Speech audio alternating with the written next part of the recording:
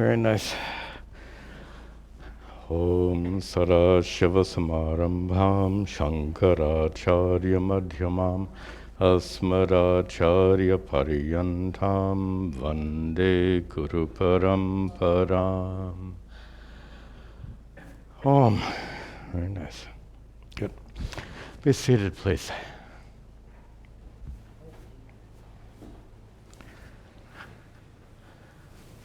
Om.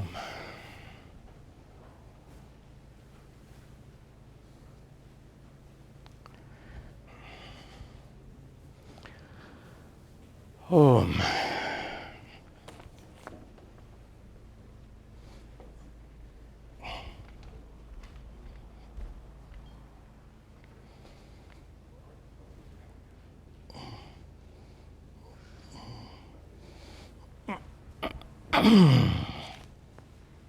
Good.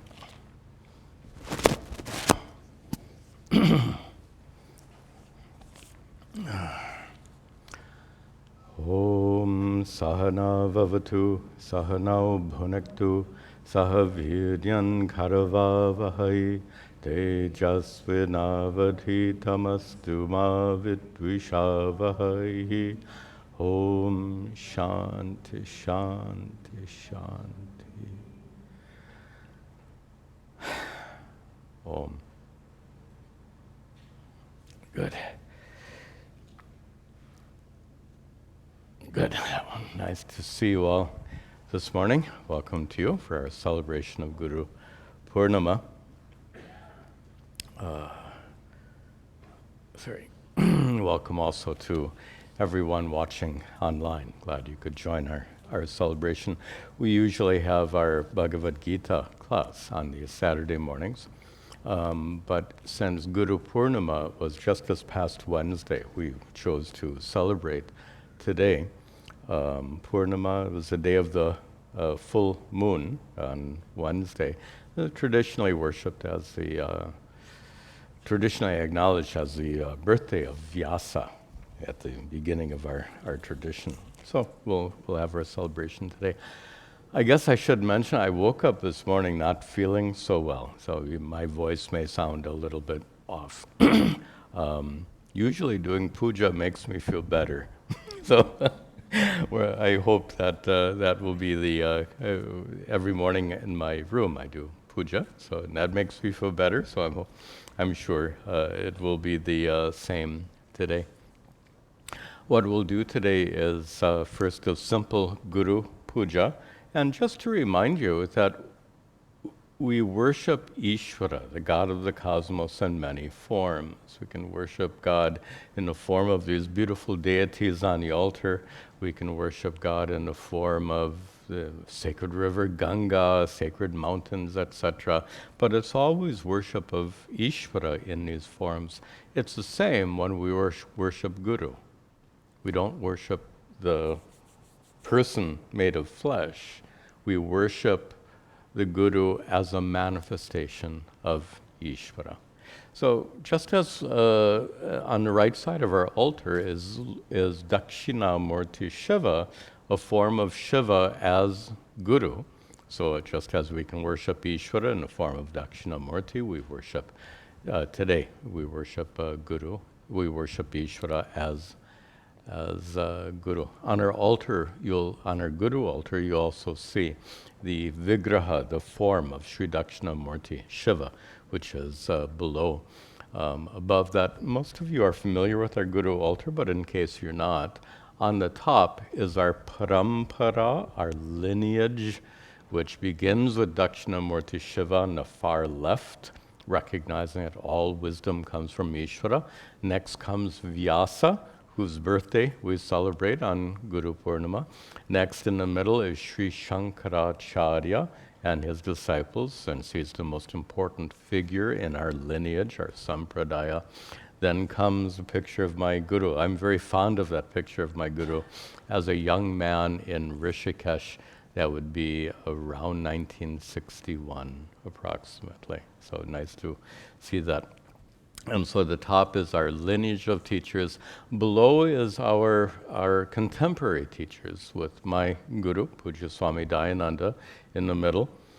surrounded by his teachers and grand teachers. So his Puja Swamiji was initiated by Swami Chinmayananda to his right, and then taught in great depth by Swami Tadatmananda to his left. Swami Chinmayananda was initiated by Swami Shivananda to his right, and then taught by Swami Tapovanam on the far left. So the bottom pictures represent all of our contemporary teachers. So we our worship today will be at our Guru altar. We have the slide up here. So before each offering, we'll recite the mantra at the bottom here. Om Shri Maha. We need the Guru. This is Ganapati. So Guru 108, I think you accidentally got Ganapati 108 or something. So Guru 108. The mantra we'll chant before each offering is Om Shri Sadgurubhyo Namaha. Om, invoking Ishvara, Shri, the Blessed One, Sadguru, the true Guru, and it's in plural, Sadgurubhyo, unto all of the true Gurus, Namaha, salutations. And we'll talk later about who is a Sadguru. Yeah, that's the mantra at the bottom. After the Guru, then we'll chant a few prayers. After the Guru Puja, we'll chant a few prayers, and then I have some nice comments to share with you this morning. So with that brief introduction, we can begin.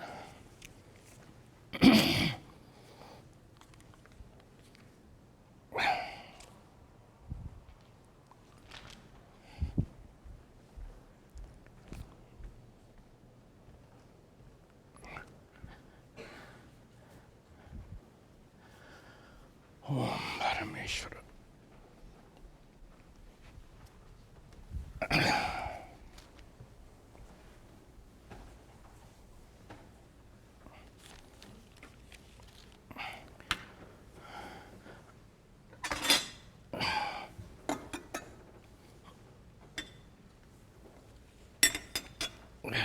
Okay, good.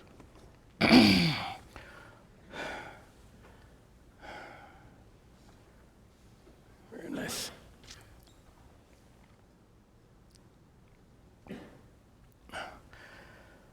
Om Gange Chmane Jagavave Sandisak Haveri Jali Sandidam Guru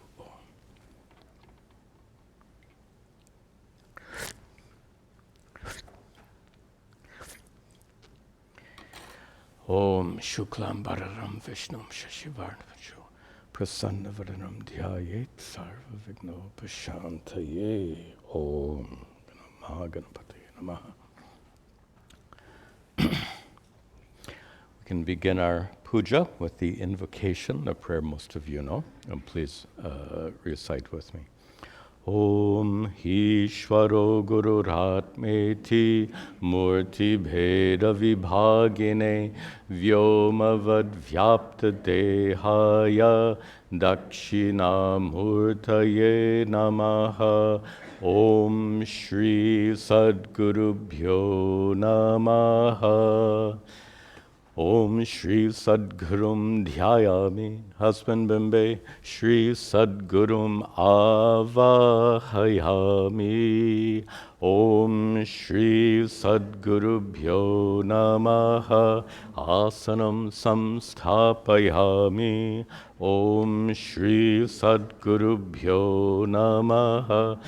Parayoho Padyam Samarpayami. Om Shri Sadgurubhyo Namaha.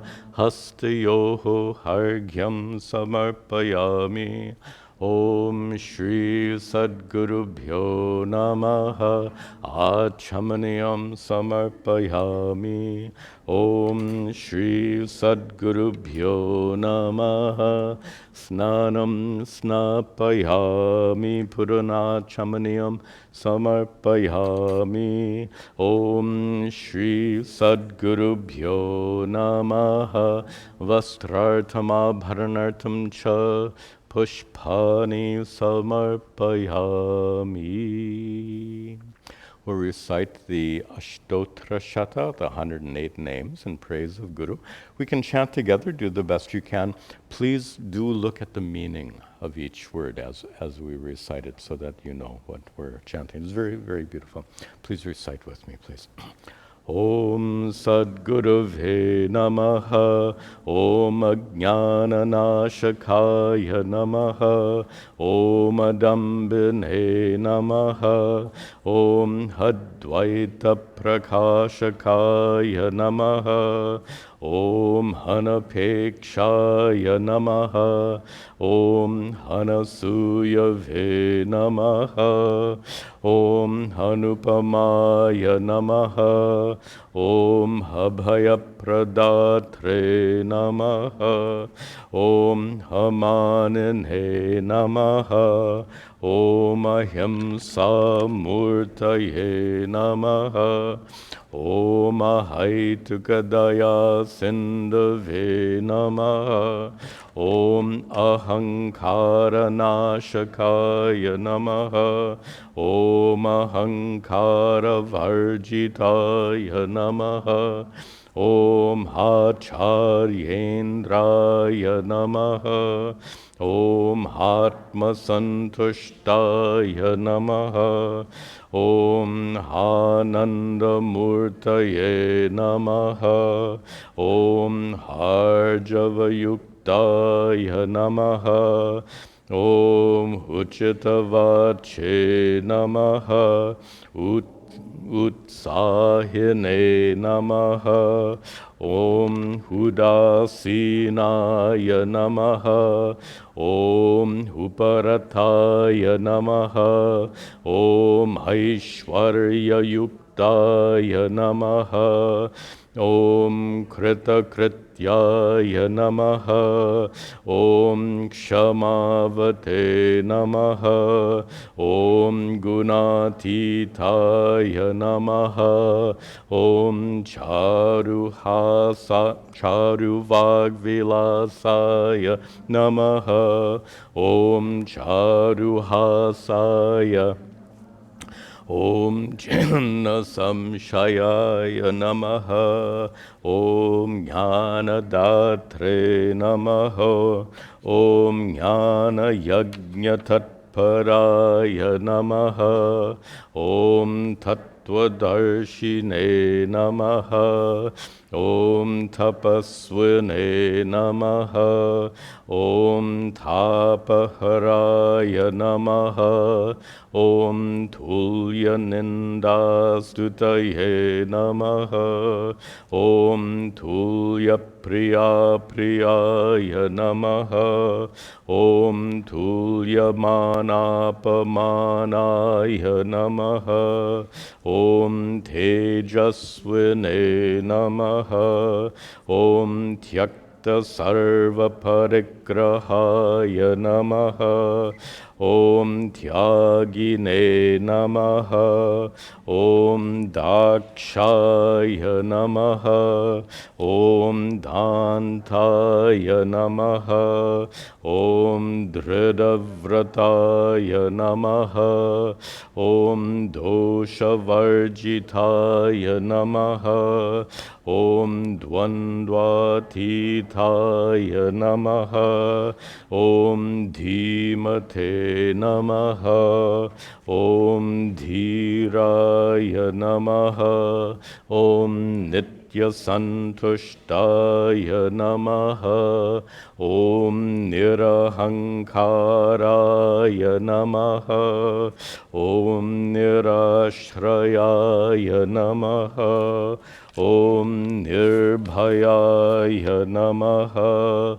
Om Nirmadaya Namaha. Om Nirmalaya Namaha.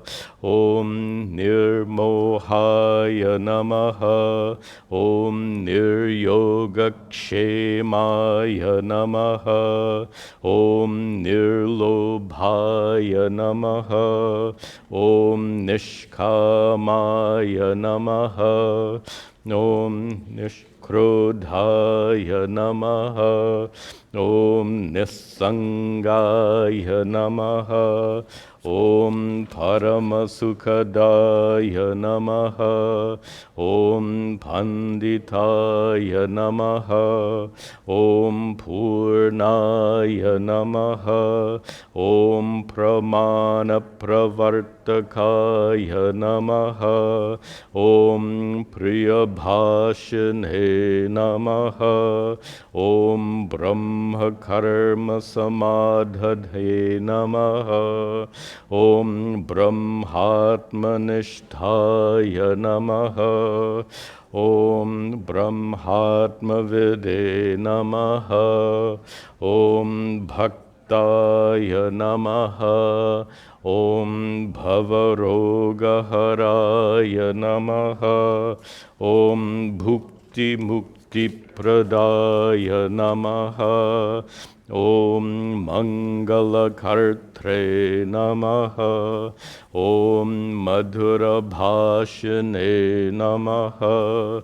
Om Mahatmane Namaha. Om Mahavakyopadesha Kartre Namaha.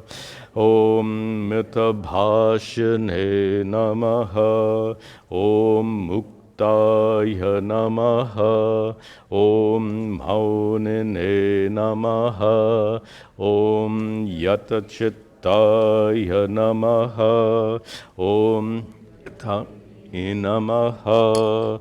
Om Alaba Santushtaya Namaha. Om Ha. Om Ragadvesha Varjitaya Namaha. Om Vidita Kila Shastraya Namaha. Om Vidya Vinaya Sampannaya Namaha. Om Vimatsaraya Namaha. Om Vivekine Namaha. Om Vishala Hridayaya Namaha. Om Vyavasayine Namaha. Om Sharanagata Vatsalaya Namaha. Om Shantaya Namaha.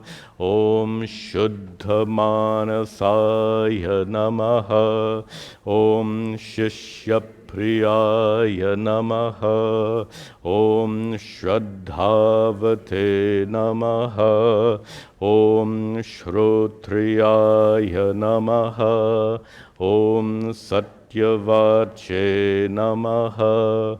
Om Saramuritavarnaya Namaha. Om Samachittaya Namaha. Om Samanadika Varjitaya Namaha. Om Samahita Chittaya Namaha. Om Sarvabhutahitaya Namaha. Om Siddhaya Namaha. Om Sulabhaya Namaha. Om Sushilaya Namaha. Om Suhrade Namaha. Om Sukshma Buddhaye Namaha. Om Sankalpa Varjitaya Namaha. Om Sampradaya Vidhe Namaha. Om Swatantraya Namaha.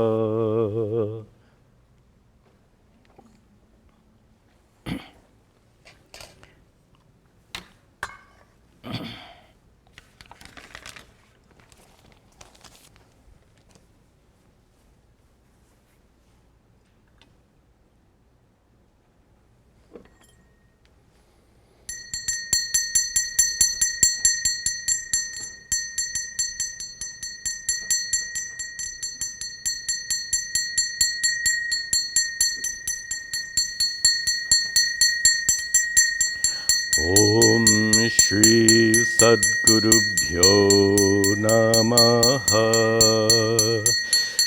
Dhupam Agrapayami.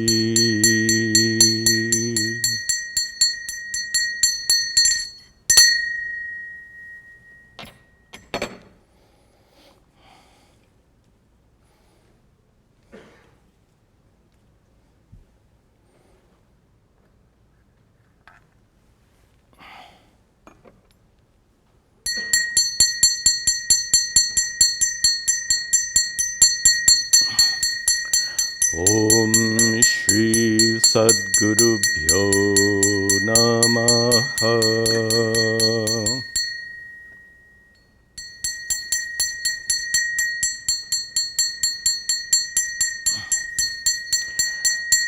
Deepam Sandarshayami.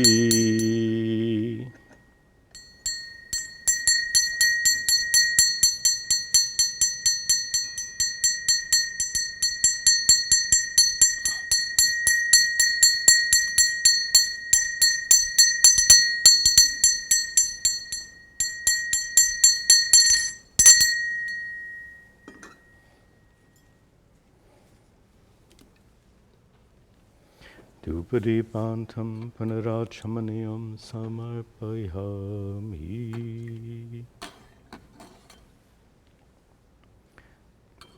Om Tatsata Parakodivas Chichodayat. Om Pranaya Swa, Om Apanaya Swa, Om Vyanaya Swa, Om Udanaya Swa, Om Samaya, Om Brahmanaya Swaha. Om Shri Sadgurubhyo Namaha. Mahanaivhedyam Nivedayami. Punarachamaniyam Samarpayami.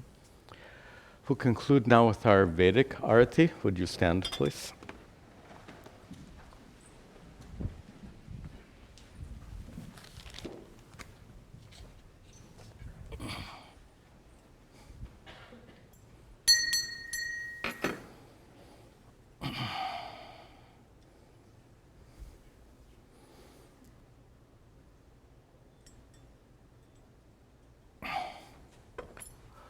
Om Rajadi Rajaya Prasahya Sahine Namo Bhayam Vaihi Shravanaya Kurmahe Same Kaman Kama Kamaya Mahyam Kameshwaro Vaihi Shravano Dadatu Kuberaya Vaishravanaya Maharajaya Namaha. Om Shri Sadgurubhyo Namaha. Om Natatra Suryo Bhati Na Chandra Tarakam Nema Vidyuto Bhanti Kuto Yamagnihi Tameva Bhantamanubhati Sarvam Tasya Bhasa Sarvamidam Vibhati. Om Shri Sadgurubhyo Namaha.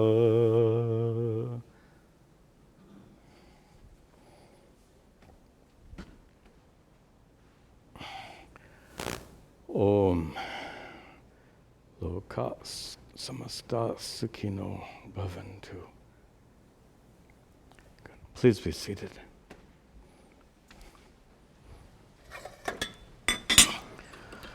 Rakshan Dharayami.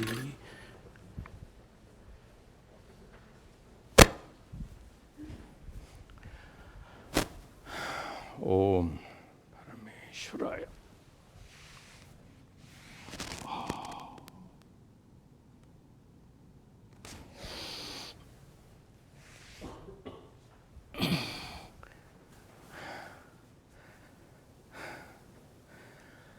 Om.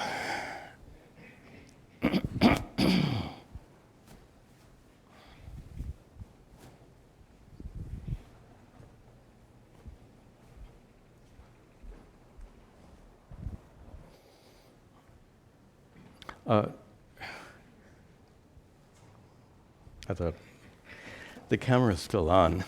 I thought we were going to do that later. That's okay. Okay. Nice to perform puja.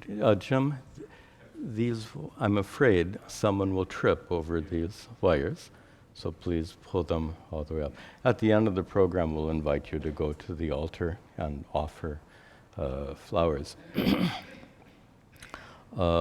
To finish our first part of our program, we will recite these beautiful prayers. Collectively, we'll call them Guru Stuti, a collection of prayers in praise. Stuti means praise. A collection of prayers in praise of Guru. Let me get it up here for our online viewers to see. There we go. Good. Okay. And as always, when I'll chant, and you can repeat after me, and as I'm chanting, please read the translation so that when you recite, then you know exactly what you're chanting. Repeat after me, please.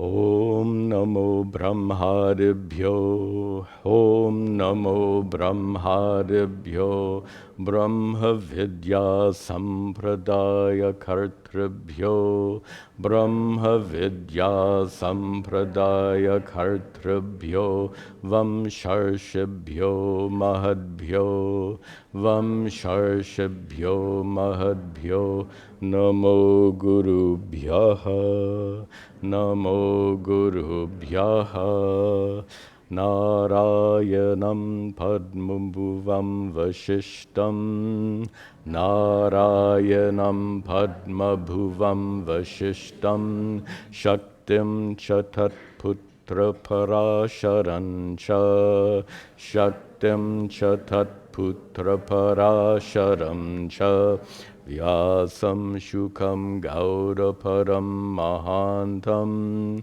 Vyasam Shukam Gauraparam Mahantam, Govinda Yogindra Mathasya Shishyam, Govinda Yogindra Mathasya Shishyam, Shri Shankaracharya Mathasya Padma, Shri Shankamacharya Mathasma Padma, Param Chahasta Malakam Chashishyam, Param Chahasta Malakam Chashishyam, Tam Totakam Vartika Karamanyan, Tam Totaka Vartika Karamanyan, Asmad Gurum Santatamanatosmi, Asmad Gurum Santatamanatosmi,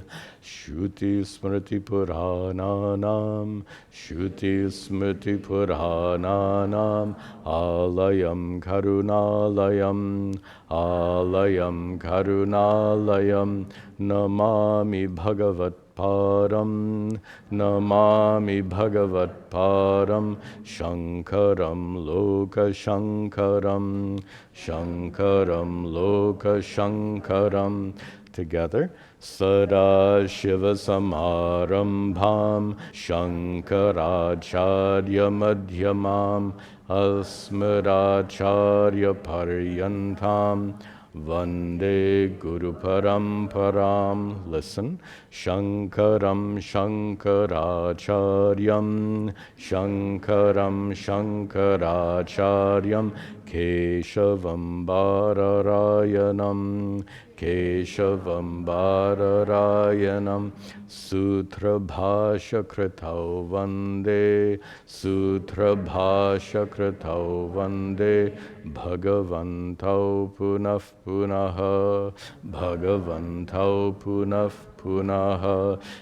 Together, Ishvaro Gururhatmeti Murti Bheda Vibhagine Vyomavad Vyapta Dehaya Dakshina Murtaye Namaha. Listen.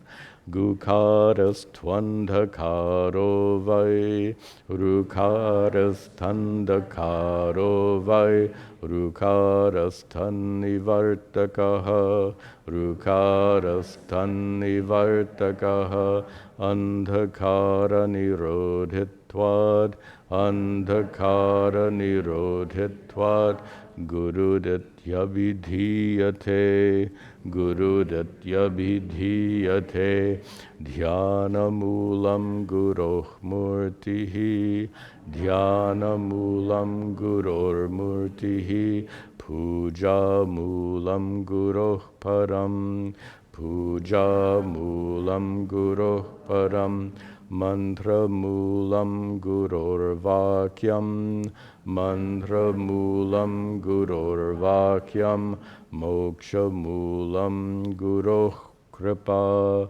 Moksha Mulam Guroh Kripa. Brahmanandam Paramasukadam Brahmanandam Paramasukalam Kevalam Jnanamurtim Kevalam Jnanamurtim Dvandvatitam Gagana Sadrisham Dvandvatitam Gagana Sadrisham Tattvamasyadi Lakshyam Tattvamasyadi Lakshyam Ekam Nityam Vimalamachalam Ekam Nityam Vimalachakam Sarvadhi Sakshi Bhutam Sarvadhi Sakshi Bhutam Bhavatitam Trigunarahitam Bhavatitam Trigunarahitam Sadgurum Tam Namami Sadgurum Tam Namami. Om. Very nice. Very beautiful, the meaning of these prayers. Good. Welcome again to our celebration of Guru Purnima. Welcome also to everyone watching online. Who is it that we worship when we worship Guru? Who is a Guru is a commonly asked question, and it turns out there's more than a small amount of confusion about especially who is a Sadguru. Notice that term comes. Sad is the word Sat, true or real. So the Sat Guru, the words come together and form the compound Sadguru, is one who can properly teach you. And teach you, actually the best way to begin is with that one verse we chanted. And let's go back to that. That was I think slide 9. Let me go back to that. Yeah, this one, correct. So most of you are familiar with this. Gukaraha, the syllable gu, represents andhakara, darkness. Rukaraha, the syllable ru, gu and ru. Rukaraha, the second syllable, represents tan nivartakaha, the one who can remove that veil of ignorance, which we'll talk about in just a moment. Andhakara nirodhitvat, because he can remove that veil of ignorance, therefore, Guru iti abhidiyate, therefore he's called Guru. So here we, in this familiar verse, we see Guru defined as one who removes the veil, removes ignorance in a particular manner, a particular kind of ignorance, in particular, the ignorance that prevents you from recognizing your innate divine nature. As we've discussed in so many of our classes, you already are that. And these are my Guru's words. Nice to, let me go back to this one. This one here. My Guru's words ring in my mind on this nice occasion, and that is, you already are that which you want to become. You already possess that which you want to possess, which is fullness, completeness, contentment, perfect peace. It's an already existent fact. It's your true nature, the nature of Satchidananda Atma, the essence of who you are, the so-called inner divinity, which has forever been present, but is usually unrecognized. This is our dilemma. It is present, yet unrecognized. Unrecognized, why? In spite of it being who you are, nothing can be closer to you than you, your true nature. In spite of that, it remains unrecognized, being covered, in a manner of speaking, by a veil of ignorance. Present but unrecognized. My Guru called it the problem of self-non-recognition. That particular kind of ignorance is the ignorance that is removed by the Guru. The andhakara, that darkness, that veil of ignorance, is that which prevents you from recognizing your true divine nature.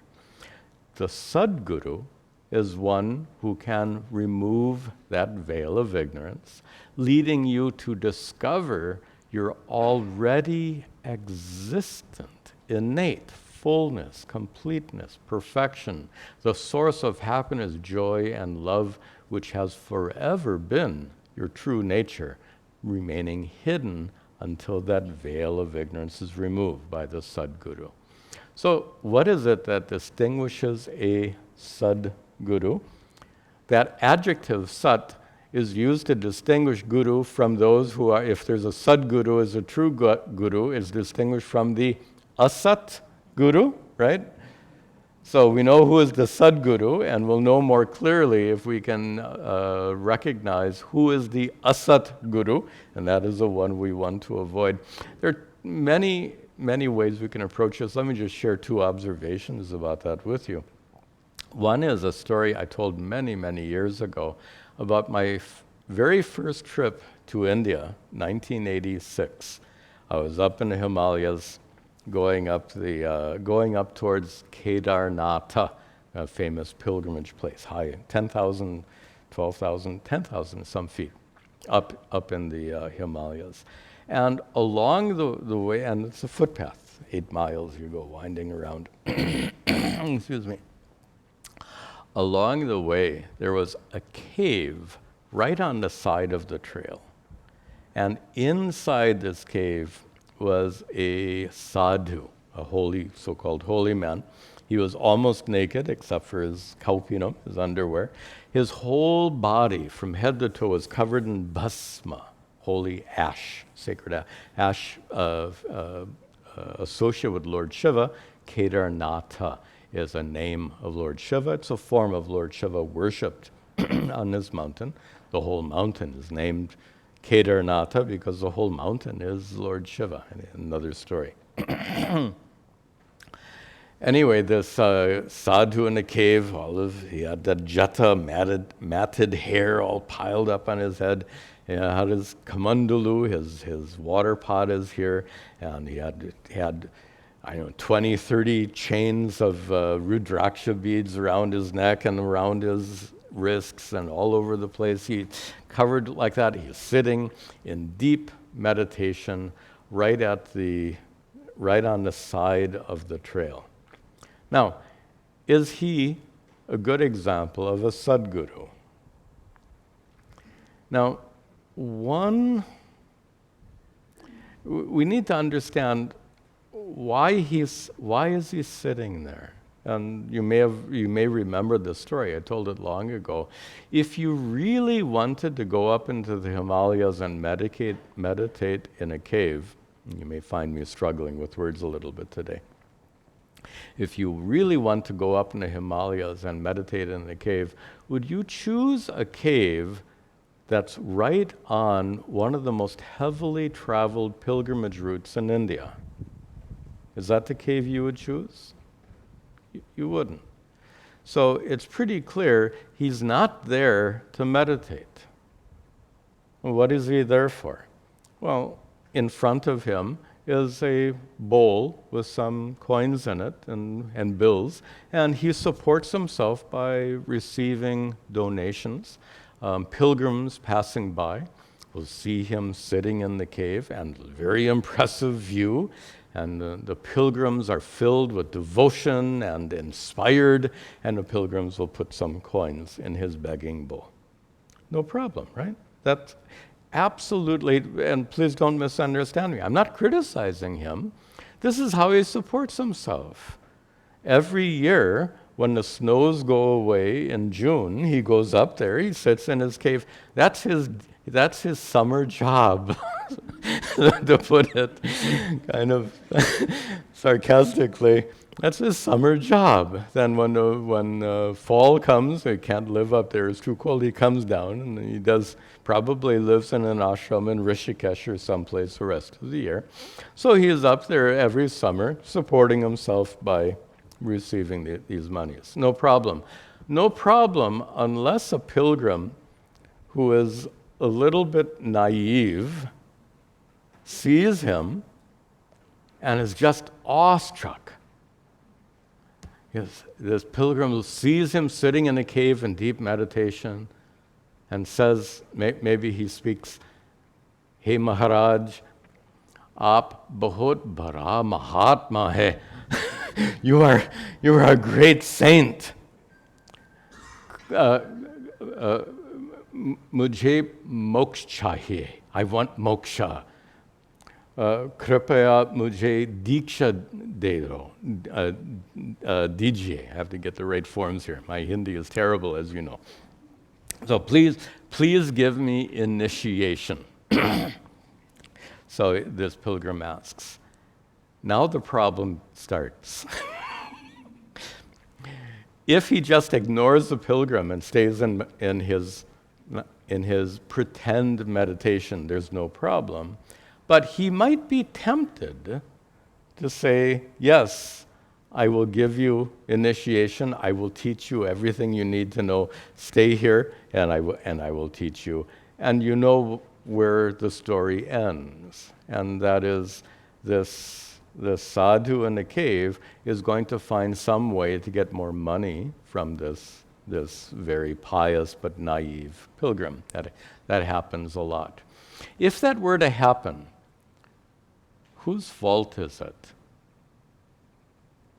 I won't blame the sadhu. I'll blame the pilgrim for being naive and allowing himself to be duped. You should know if somebody's sitting on the side of the trail, they're not sitting there to be holy.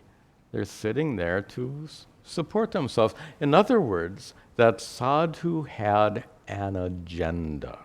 And that's the word I'm looking for, and it's also a word my guru was fond of using. The guru had an agenda, and the agenda was to support himself. That's not a bad agenda.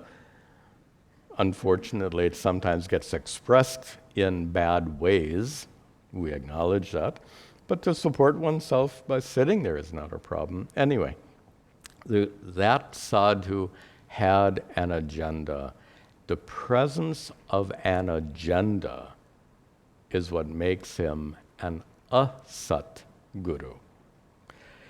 A sat guru is agenda-less, to use my guru's terminology.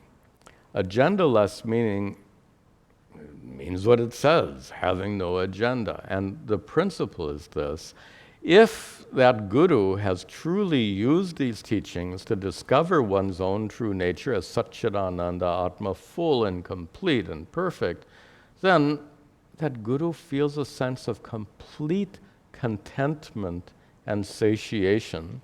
When you feel complete contentment and satiation, where is agenda? Right?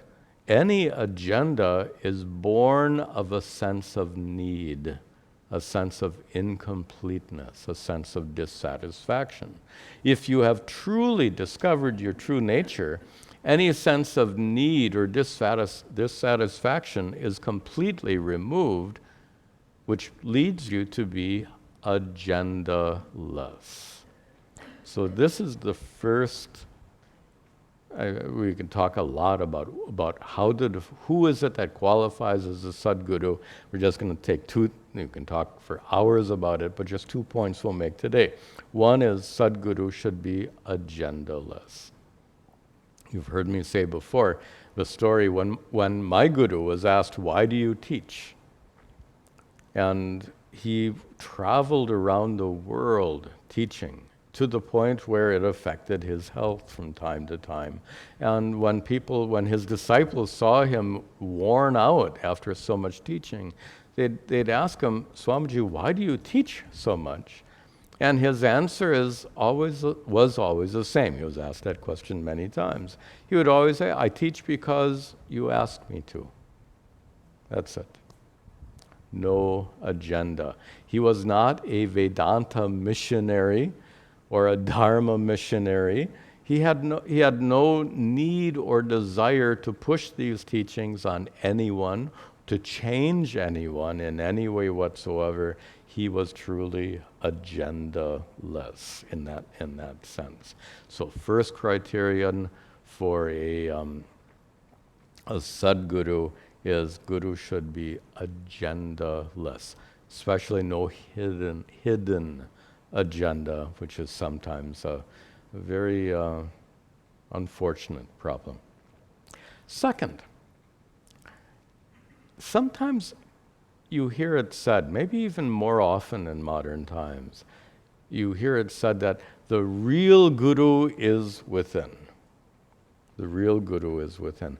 There is a grain of truth to that, but a huge misunderstanding that accompanies that statement. Let's examine that.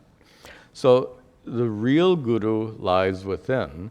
The grain of truth is the fact that no guru can make you enlightened.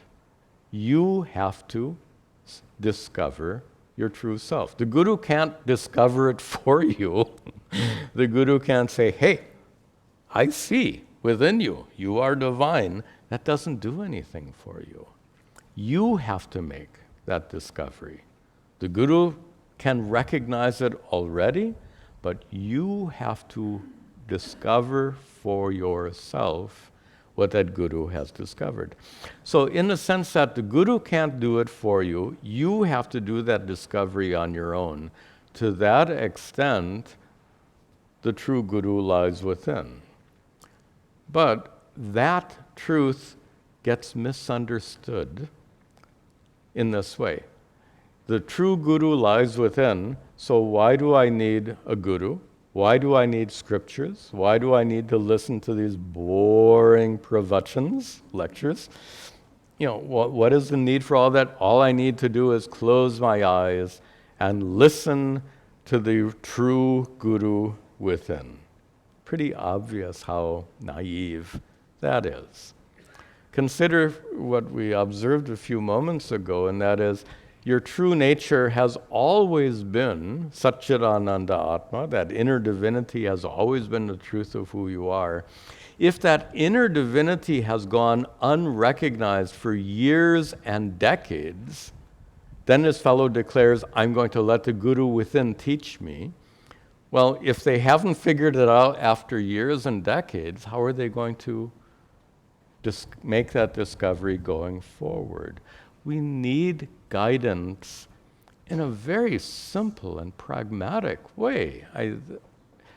If this fellow the inner guru can teach, the inner guru knows everything and can teach me everything, so I'm going to close my eyes and meditate, and I can learn everything. I can learn differential calculus, I can learn neuroscience, I can learn computers and programming. All I have to do is let the inner guru teach me. How absurd. So that's just naive. As I said, the grain of truth is that you have to make the discovery. To that extent, the Guru lies within. But don't misunderstand that statement.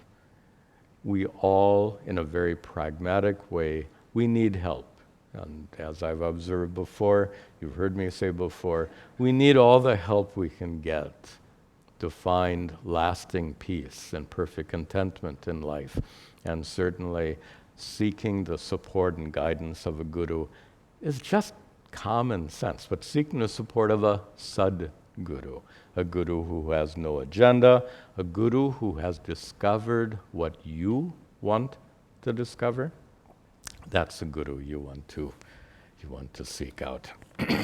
Excuse me. Okay.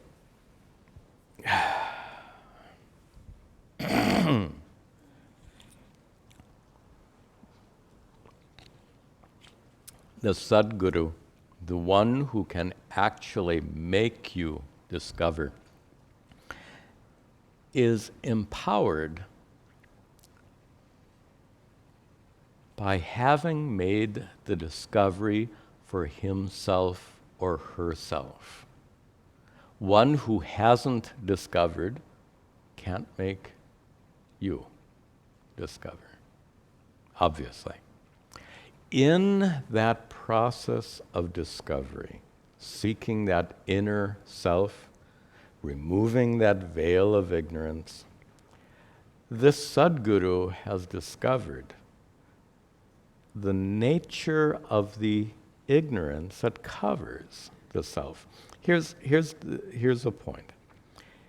Only one who recognizes the nature of the problem can solve the problem. So if you, like in medicine, in fact, since I'm not feeling well, I'll share this with you, is perhaps a good time.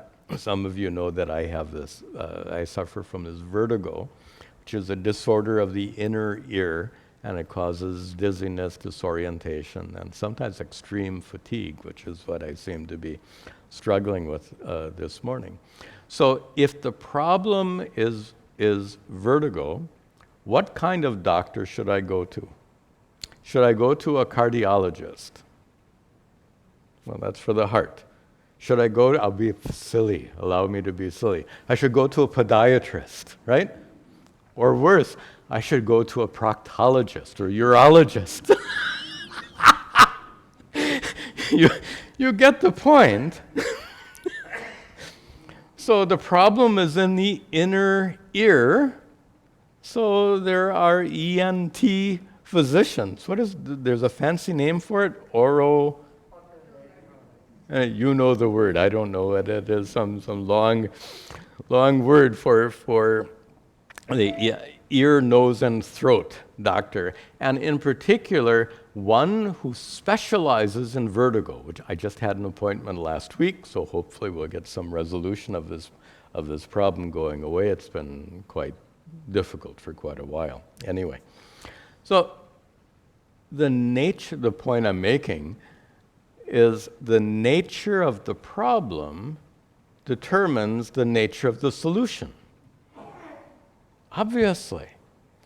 Which means the nature of this particular ignorance, that so-called veil of ignorance that seems to cover your true nature, preventing you from recognizing that truth which is already present, the nature of that ignorance determines the nature of the solution. And that ignorance is surprisingly complex and surprisingly tenacious. Tenacious, you can probably understand. It's not easily removed. But why would I say that ignorance is complex? And here's the point. That ignorance is the result of wrong assumptions you have made and built up over the years about what is necessary for your contentment and inner peace. What do you need for contentment and inner peace? Make a list. What do you need to feel comfortable? Right now, what do you need to be comfortable? It shouldn't be too hot. Shouldn't be too cold. You should not be too hungry. You should not have any pain in your body. And then what will make you comfortable when you go home? First of all, you should have a home to go to. And your home should be furnished in a certain way. You should have comfortable chairs, a comfortable bed. And then at mealtime, you should have food that you enjoy. These are all requirements that we have in our minds, requirements for being happy and content and peace. How long, if you had to make a list of what are your requirements for feeling content, how long would that list be? More than a few items. Probably more than a few pages. There are many, many factors that we believe are necessary to enjoy perfect contentment.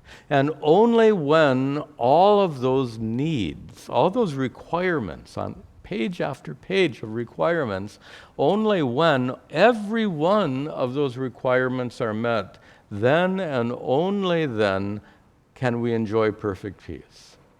And if you manage to fulfill all of those items on that list, then the question will be, how long will they remain in that condition? Life is always changing. You can enjoy perfect peace and contentment today, and tomorrow your life can be a disaster. Because things change. Constantly. Frequently things change. How in the world will you ever enjoy peace? How will you fulfill all those requirements? How will you maintain those requirements in a fulfilled way? I'm reminded of the joke of if you have 5 little kittens and you want to make them in a row.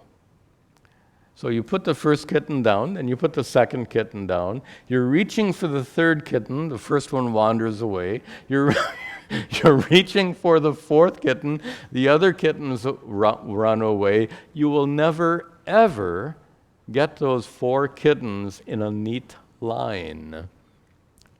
When will you line up everything in your life in such a manner that you can enjoy perfect peace? It's like trying to line up the kittens. It's an unending and insoluble problem. It can't be done, or in American English they say, you can't get there from here. Nice, you can't get there from here. The approach is wrong. Clearly, the approach is wrong. Yet, that doesn't seem to prevent the majority of people from continuing to try. generally people try to fulfill all those line items that they consider necessary for the sake of perfect peace and contentment. They've been trying to tick off all the boxes year after year. When will all the boxes get ticked off? They haven't managed to do it after decades of trying, and they continue to try. Where's the wisdom in that? We keep, this is human nature. We keep doing the wrong thing again and again. I'm trying to remember, was it Einstein or someone, the famous quote, and the quote isn't quite coming to me. See if I can make it, foolishness is doing the same thing over and over again and expecting a different result. So here, the example is doing the same thing over and over again means fulfilling desires. So for how many years have you been engaged in fulfilling desires? Long time. Have you reached perfect contentment yet? No. Well, stacking up the kittens. So then the question is, and I'm not speaking about you personally, but you in general, then why do you continue to seek perfect contentment through ticking off the boxes and fulfilling individual desires? If the process of fulfilling individual desires hasn't led you to perfect peace and contentment yet, isn't it foolish to believe that you're going to be successful in the future? You get it. But this is a deeply ingrained tendency, samskara, an inner impression that we all have. It's been built up from childhood onwards, and many people argue you've had that samskara built up from prior lives as well, which is to say that you came into this world pre-programmed for suffering. Boy, does that sound grim. Meaning we're born with unfulfilled needs.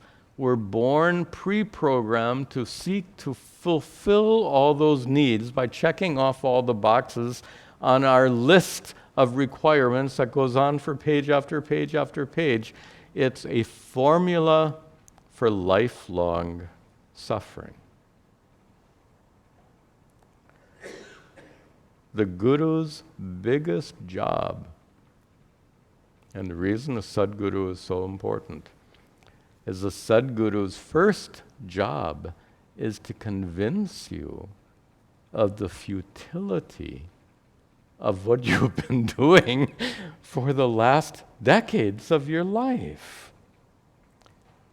That's a big job, to shake you out of this wrong assumption that if you just keep working hard and trying to do everything right in life, one day you will get there and enjoy perfect peace and contentment.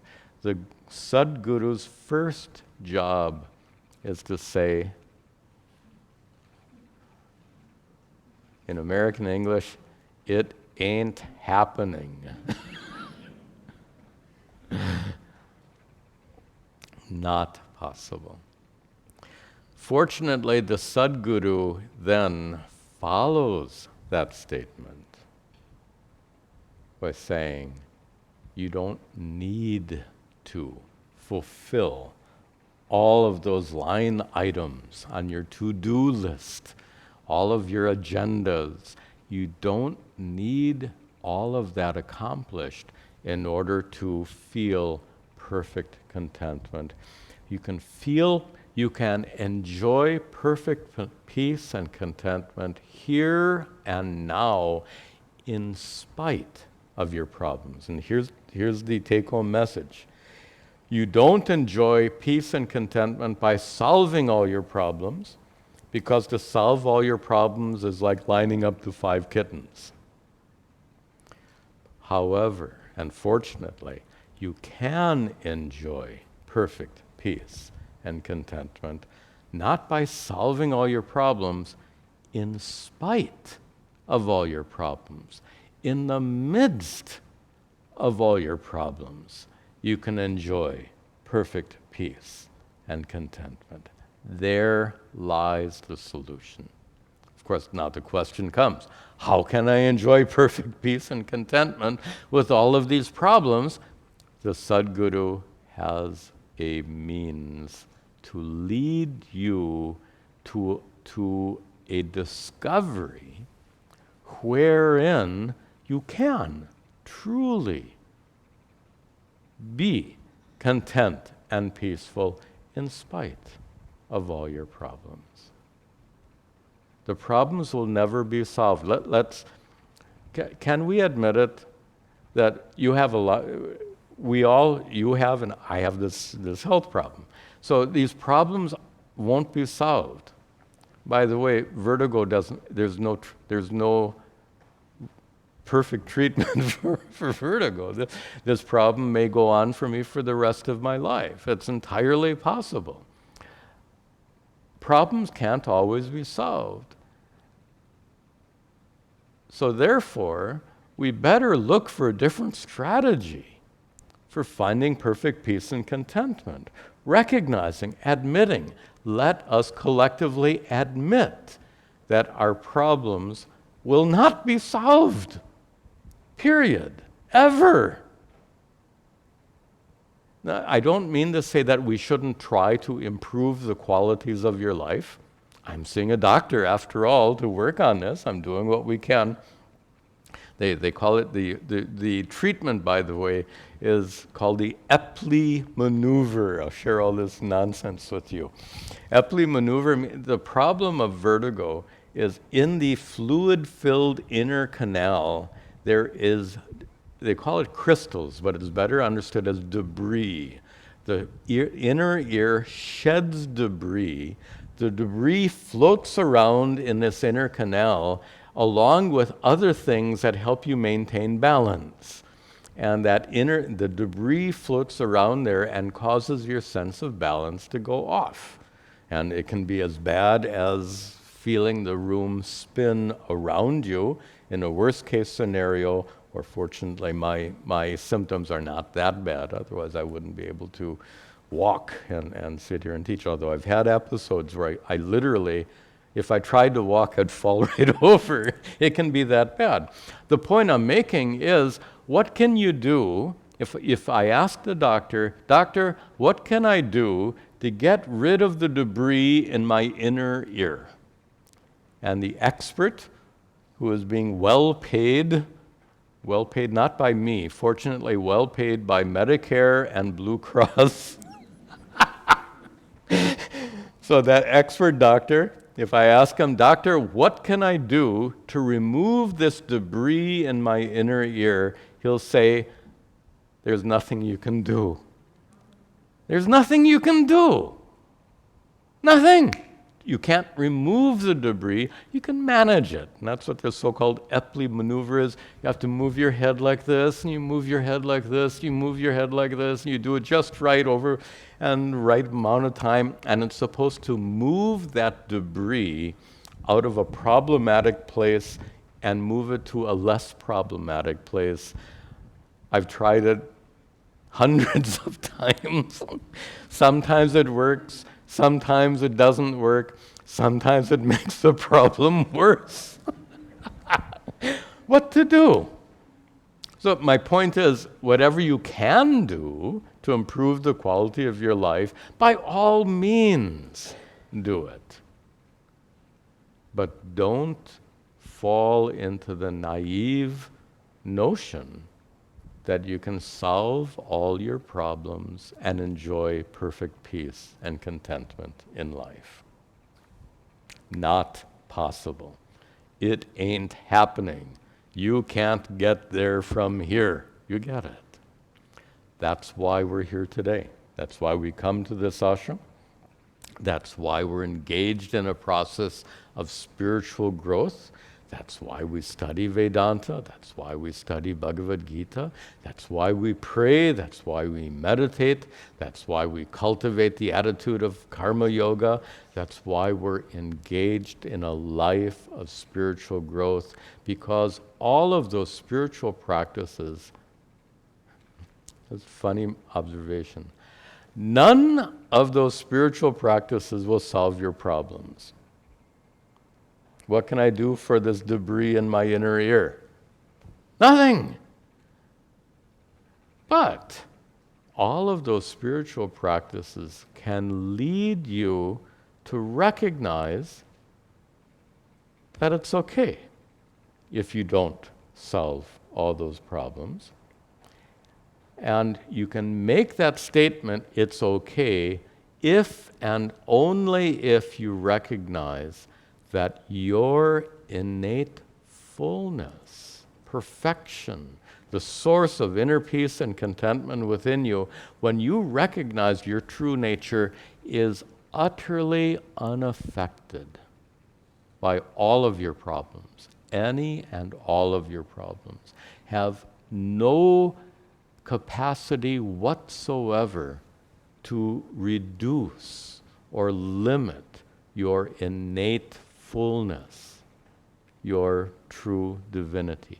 The true divinity, the true self that you are, is utterly unaffected by all problems. Problems in your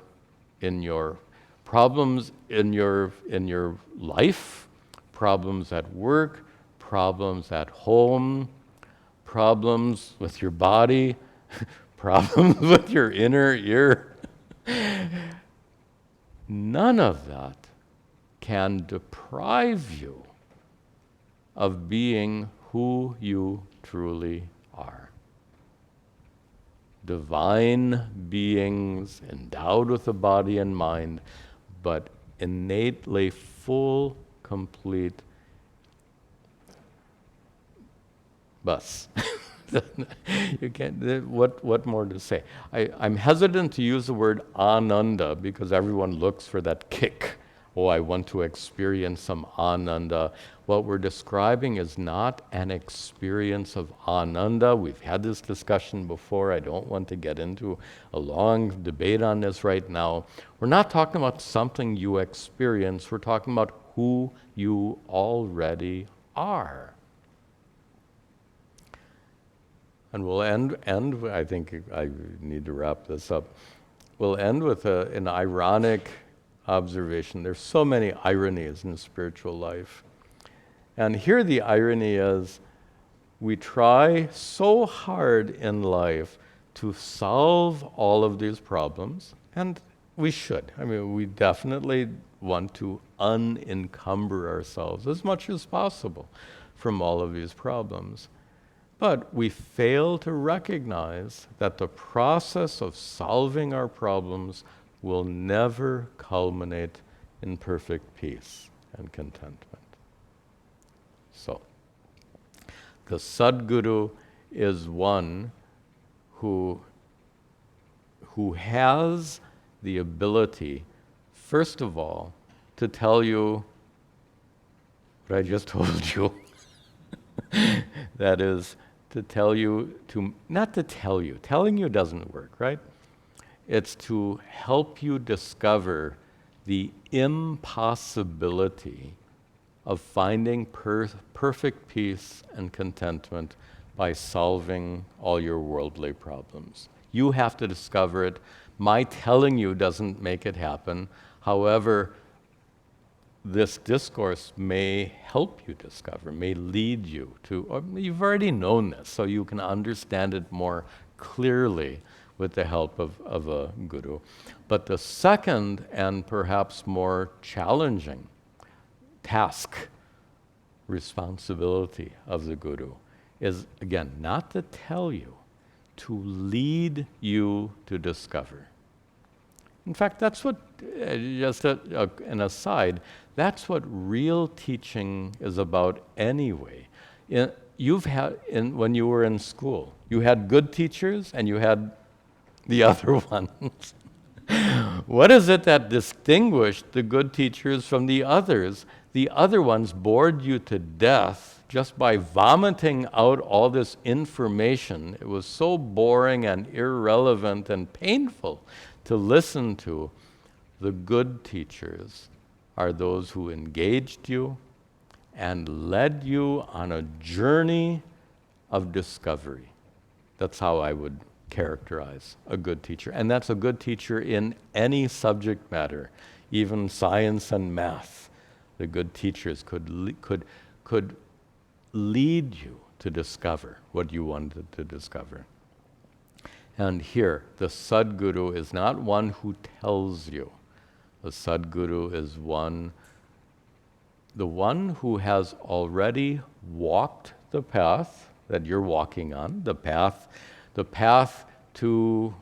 of spiritual growth, the path beyond all of these problems, the path that culminates in the discovery of one's true nature. So the Sadguru has already walked that path, stepped on all the stones and thorns and all of it, and has discovered all the pitfalls along the path. The Guru, having done so, can then share his or her earned wisdom with you. What are the pitfalls on the path? What is to be avoided?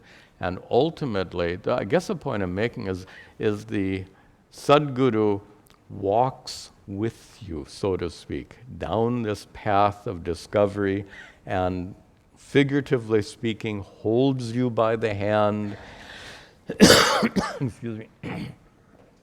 Figuratively speaking, holds you by the hand and takes you along on this journey of discovery that ultimately culminates with the discovery of that inner divinity, the truth of your essence, as a consciousness, as a conscious being that's utterly untouched, unscathed by all these problems in life. The role of the Guru is to lead you to that discovery. That Guru, by the way, is not one person. The person sitting in this chair is a Guru, but in life we can take advantage of many Gurus. Notice on our Guru altar there are many. Notice in our prayer, Om Shri Sadgurubhyo Namaha, plural. So we take that guidance and support wherever we can get. As I said before, we need all the help we can get. And with that assistance of all of our Gurus, then we can make our way down that path of spiritual growth, and arrive at a point where we are comfortable in the presence of our unresolved problems. That's the goal. The goal is not some ecstatic state of bliss. It's silliness. You might experience some ecstatic state of bliss occasionally during meditation. Wonderful. But that's a mental condition that will come and go like all mental conditions. The end of the path is not an ecstatic state of bliss.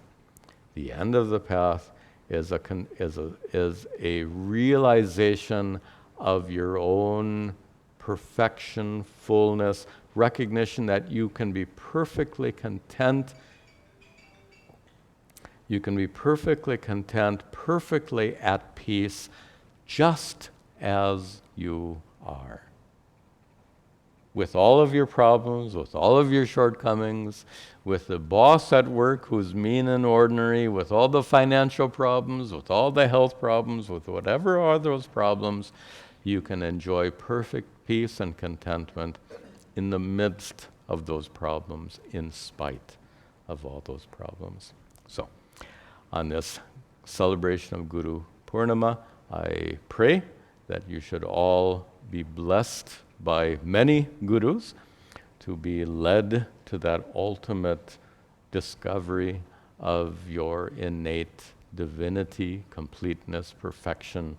You can discover that inner peace and feel completely content and at peace in spite of whatever problems you're dealing with today and at any time. I pray for all.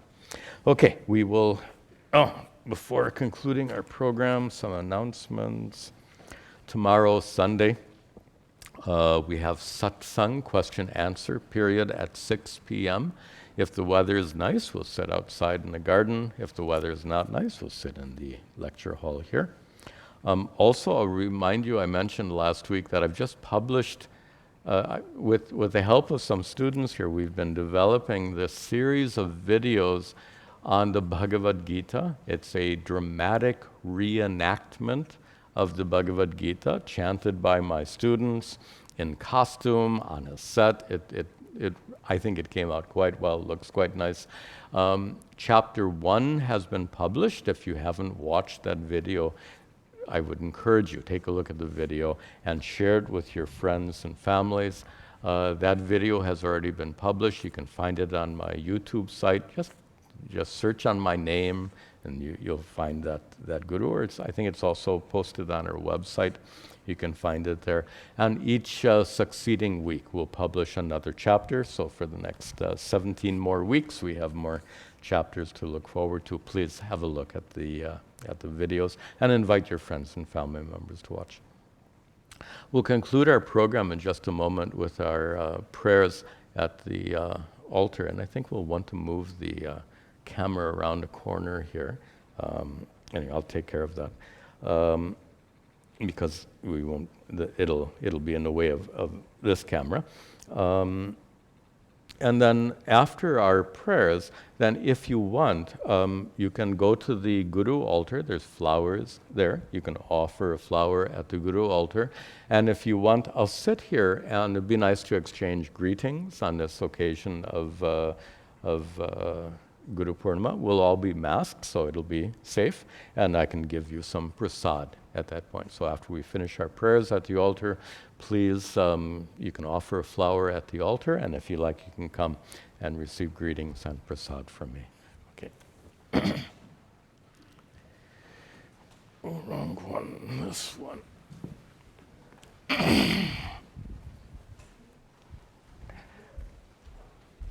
Okay. Yeah.